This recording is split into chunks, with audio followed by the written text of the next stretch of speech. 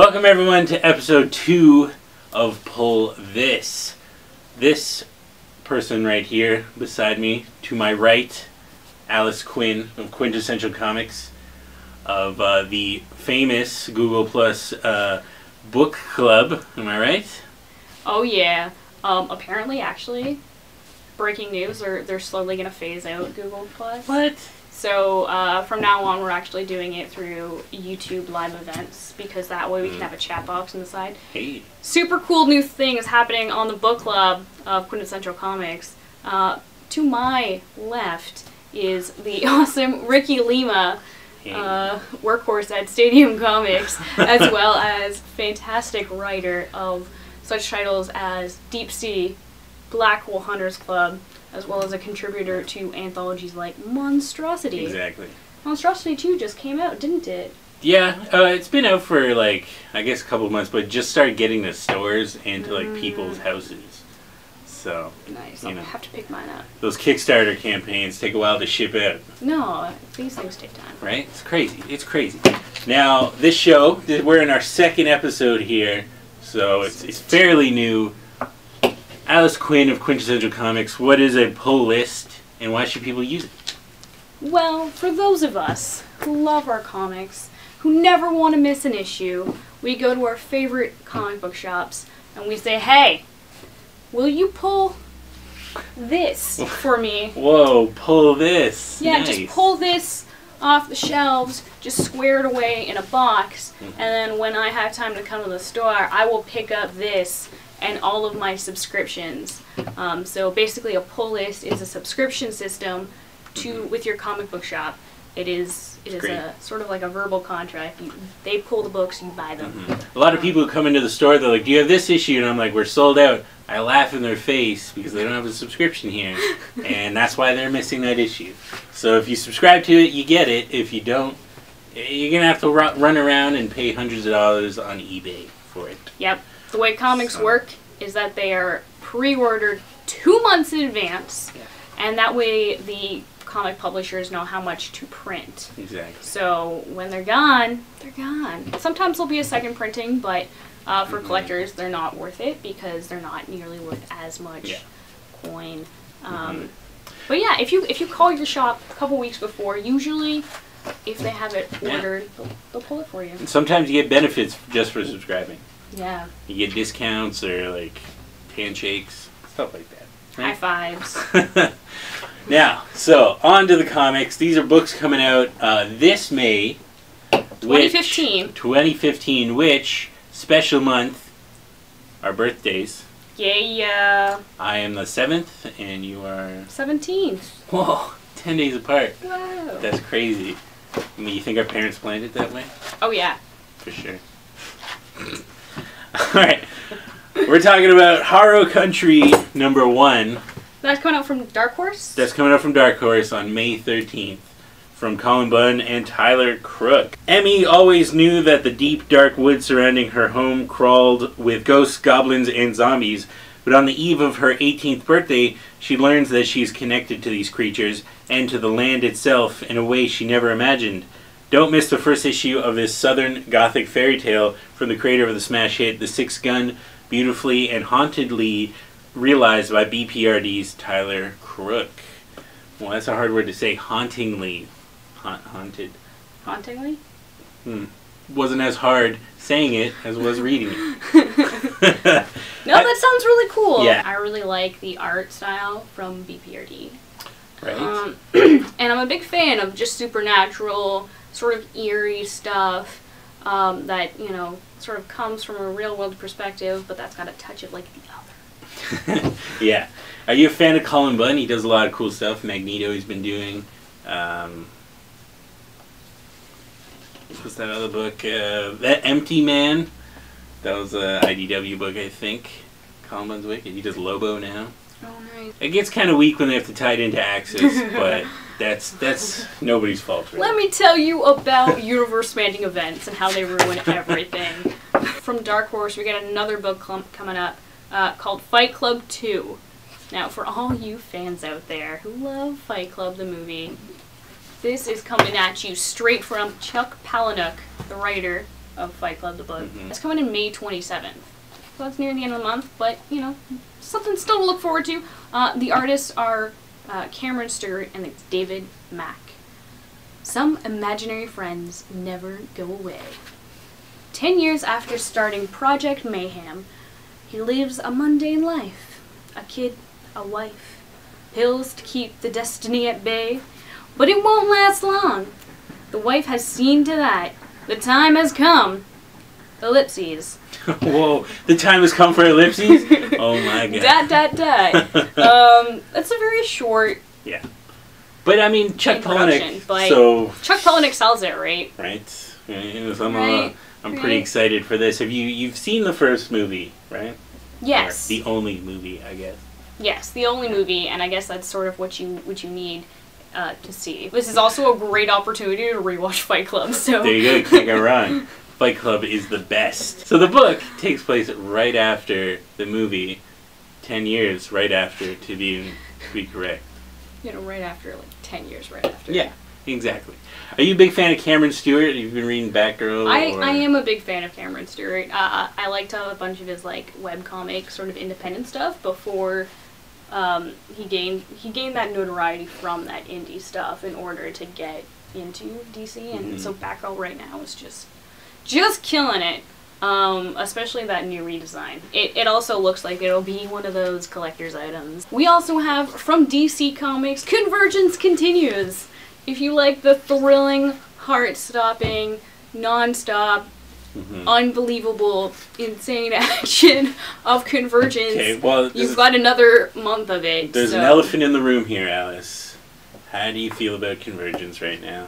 We're, at the moment of filming this, we're about, what, 3 weeks into Convergence? 4th week is coming right now. How you feeling about it? What are you feeling about Convergence? I like the idea of Convergence. Unfortunately, when you're reading, because I'm not gonna do this halfway. I'm gonna read all the titles. Yeah. They seem to be very similar. Doesn't matter which character it is, they're all sort of like broody and lost in Metropolis. Really? Even like different eras of the characters? They're all like just dark and broody? Well, they're all upset because it's a year after they've been put into, like, their cities have been domed. Okay. Right? So it's, like, I kind of understand because it's a couple months after, you know, they've lost hope of regaining control of the situation. So they're all sort of like, you know, upset. But also they don't have any, like, real direction because, you know, everything's within the city. You know what? And I challenge you the viewers, if you are a fan of Convergence and of the New 52 DC in general, give me some suggestions. Maybe I'm reading the wrong issues. Let Alice know in the comments. Yeah, I would really like to hear what you guys think, Tell and her I'll check them out. how wrong she is. You know, if you have validly reasoned out points, I will concede to them. But something that is killing it in the DC universe, Injustice. People are absolutely going nuts about Injustice. And Year 4 comes out in May as well. That's the first issue of Year 4? Yeah, so what they're doing is it's kind of like they'll have a Year 1 and then a Year 2 and then it's all just number 1s at that point every time they reboot it. No, it's sort of like seasons of a show, right? Yeah, exactly. And I really think that that's because it's geared towards casual comic readers, but it's still like wicked. It's so good. The first arc I read, I guess Year 1, was like so good. Yeah, no, that's been really good. Like, people who aren't generally comic fans and video game world, like the video game like they're passionate about video games, they've checked out Injustice because of the video game tie-in. And they love it, and it's actually brought them into more comics in general. So in that sense, way to go, DC. Just like with Batman Arkham Knight, apparently the origins of the Arkham Knight will be in the comics. So if you're picking up Arkham Knight, you're in luck. Is that coming out soon too? It's probably going to be on like issue 4 in May. Nice. So. In that case, I'll wait 2 months and I'll get the graphic novel. Woohoo! There you go, yeah. Moving on to Image Comics, we have Injection #1 coming out May 13th by Warren Ellis and Declan Shalvey from Moon Knight fame. Did you read Moon Knight? No, that's also on my recently bought graphic novel collections. So many great books that you need to read. I'll read them by the time the next episode comes out. Alright, cool. Alright. Once upon a time, there were 5 crazy people, and they poisoned the 21st century. Now they have to deal with the corrosion to try and save all of us from a world becoming too weird to support human life. Injection is the new ongoing series created by the acclaimed creative team of Moon Knight. It is science fiction, tales of horror, strange crime fiction, techno-thriller, and ghost story all at the same time. A serialized sequence of graphic novels about how loud and strange the world is getting, about the wild future and the haunted past all crashing into the present day at once, and about 5 eccentric geniuses dealing with the paranormal and numinous as well as the growing weight of what they did to the planet with the injection. Whoa. Ooh. So, like, strange. What is injection, and how is the world too weird? I like that. It's cool, and I like how they mention in the description the past and the future colliding in the present. I think that's a really cool concept. And just the team alone, like, Warren Ellis, Declan Shalvey, that Moon Knight series, man, like, I think Warren Ellis only worked on the first 6, and it was, like, crazy. I didn't even know who Moon Knight was. And I just thought he was, like, you know, another some ripoff loser of Batman. with, like, a moon thing. But he's not. He's a badass. Alice. Yeah. Oh, Yeah. It's so good. No, man, Warren Ellis, I gotta read it, so It's the best. I'm looking forward to it. And yeah, this injection looks really cool. Put that on my pull list. If you could inject the world with one thing, what would you inject the world with? Like a concept. You know? Like peace. reason? Yeah? You inject Or the world like- with reason? Maybe respect? Don't you think that reason would backfire on us, though, if you injected the world with it? Because then people, like, reason such crazy things. That's probably true. They'd be like, I could kill babies because babies are just a burden on society. And all of a sudden we have no more babies, and then... But yeah, man, if we all had just had, like, respect and we, you know, took Respect. a little bit of That's time a good one. to think out what we were going to say and do before we do it, just like, you know, a couple minutes, I think the world would be, like, a way better place. Oh, man. We're getting really down to the bare bones of humanity. Bare bones right of here. humanity through comics, This guys. is beautiful. It Just happens. Respect each other, people. Just respect each other. Now, Alice, I respect that you have something to say about this next comic. Mantle #1. It's coming out May 13th. Written by Ed Brisson and the art by Brian Level. I like that name. It's on the level. Straight. Robbie never asked for any of this. While drunkenly walking home from a punk show, like you do, he's hit with lightning and wakes to find he's been chosen as the new host for The Mantle, a power set of unimaginable scope. Despite his lack of interest, he's forced into action.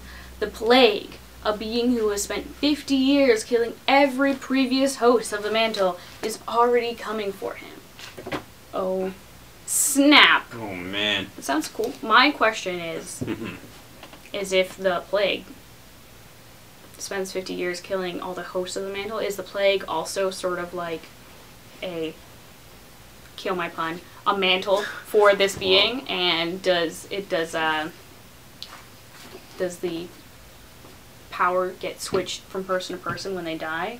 Yeah. Like the Plague, because it says it's alluding to that with the Mantle. So you think that when one dies, another one takes its place, and then the Plague just goes around murdering people? But if this one spent 50 years killing every previous host, then like maybe he's like the ultimate Plague.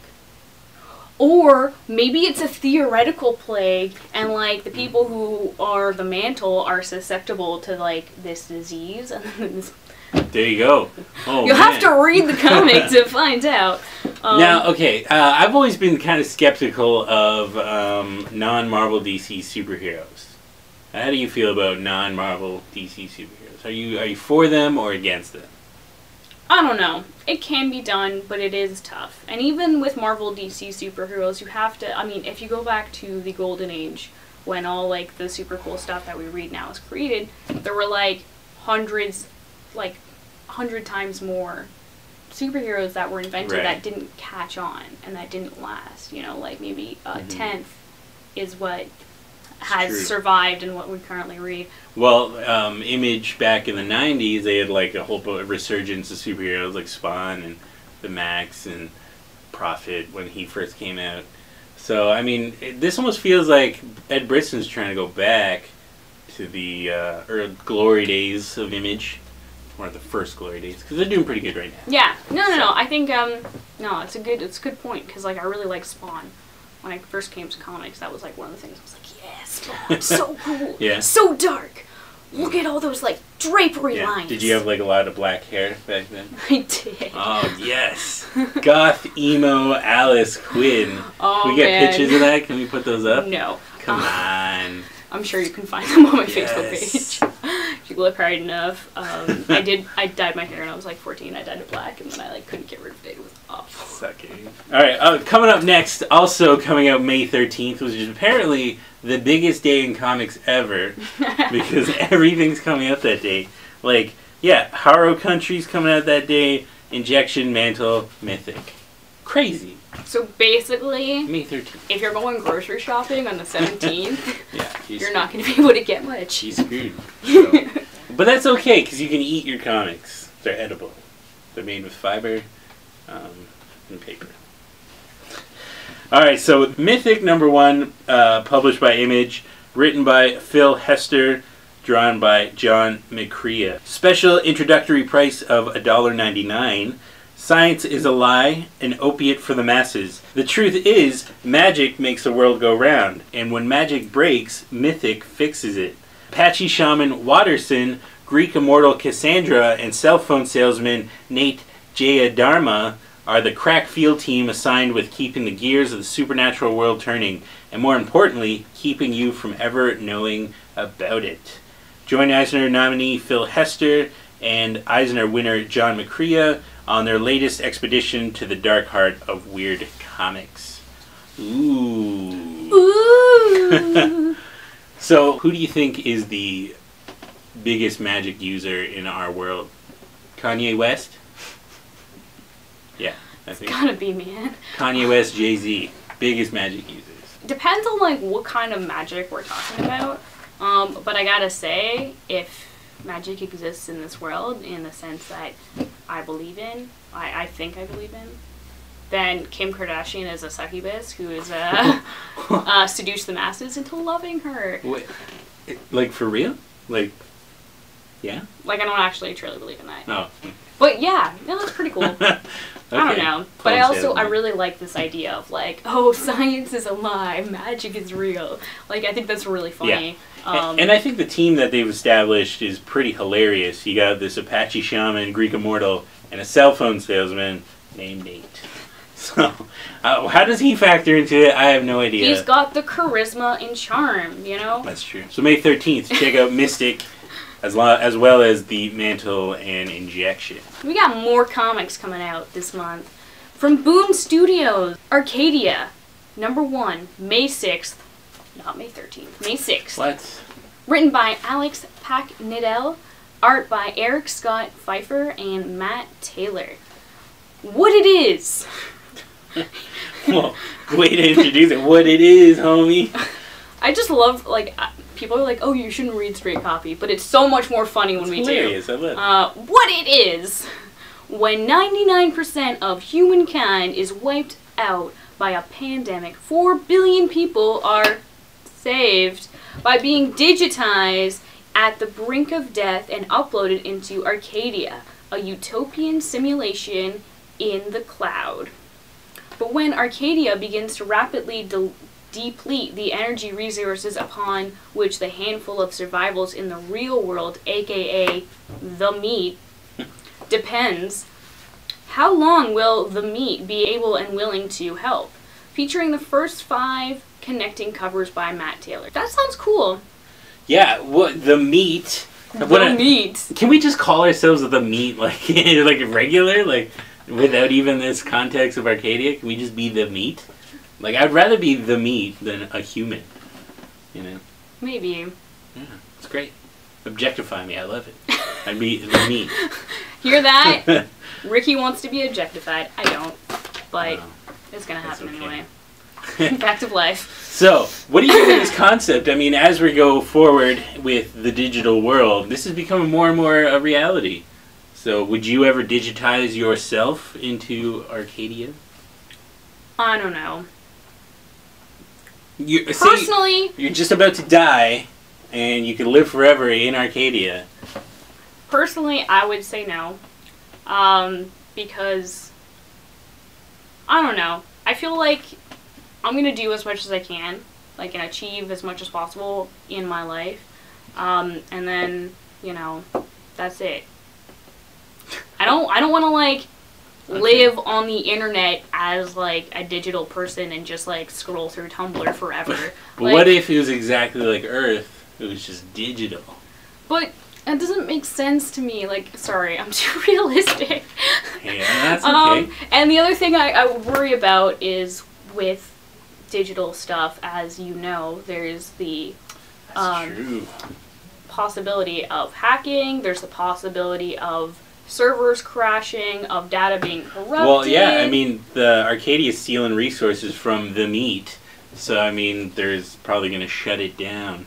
Yeah, well, that's the thing, right, is, like, the energy, like, even if you create a computer that can run infinitely and pull from an energy source, like, how long until that source runs out of energy?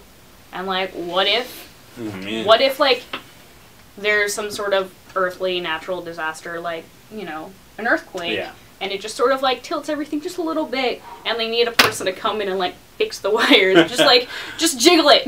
Well, you know, Alice, I would digitize myself, and I would go into the world, because that's just cool, you know, and yeah, you could look exactly how you want to look, I think, if that's how this works. It's like heaven. Yeah, right? It's like... It's what you want it to be. It's actually like heaven. But you know what? I will respect your right to digitize yourself, as long as you respect my right to be able to die naturally. You dirty meats, get out of here. If you want, you can turn it into like a Matrix thing and use my dead body to fuel your computer system. Perfect. Alright, up next from Valiant Comics is a huge book that I'm excited for. It's coming out May 6th, Dead Drop #1. Written by Alice Scott with artist Adam Gorham, with cover art by Raul Allen. 4 issues, 4 stories, 1 ticking clock. Red Hot writer Alice Scott and rising star Adam Gorham start the countdown to Dead Drop as an unlikely cast of superhuman operators fall in deep for an undercover conspiracy action thriller in the darkest corners of the Valiant universe. There's a secret black market in New York. It is hidden in plain sight in our streets, trains, restaurants. Those who know how to navigate it exchange secrets of extraordinary nature. But when the secret in circulation is a biological weapon derived from Vine technology, the gloves are off, and the most extraordinary agents are released to stop the disaster before it occurs. Otherwise, in less than 30 minutes, there will be no world to come back to. Forgive my ignorance. Valiant has its own universe. Yeah. What are the, like, sort of basic rules for this universe? Is it like a superhero thing? Is it like a slightly paranormal thing? Is it like maybe like a science-y, futuristic? Well, it's a combination of both, kind of, because there's a lot of science going on. Like Bloodshot, he was a science experiment. Exo Manowar is an alien suit that he's wearing, I believe. Nice. But then you have people like Harbinger, who I believe it's like a spiritual thing. I'm not 100% sure about that. And then people like Archer and Armstrong, who are, I think, just like dudes hanging out. Yeah. So it's a pretty big. I mean, it was all developed in the '90s, so there's a lot of ninjas. And there's a lot of like stuff like that. Samurais. Yeah, ninjas. Right. So it's a mishmash. It's a mishmash of all that different stuff. You know what I mean? Nice. That sounds cool. That sounds cool. I can get behind it. I just haven't invested enough time into reading. I mean, Valiant's kind of new. They've been around for maybe like 4 years now, and you know they just got established in the '90s. Yeah, but then they went away, and then they came back.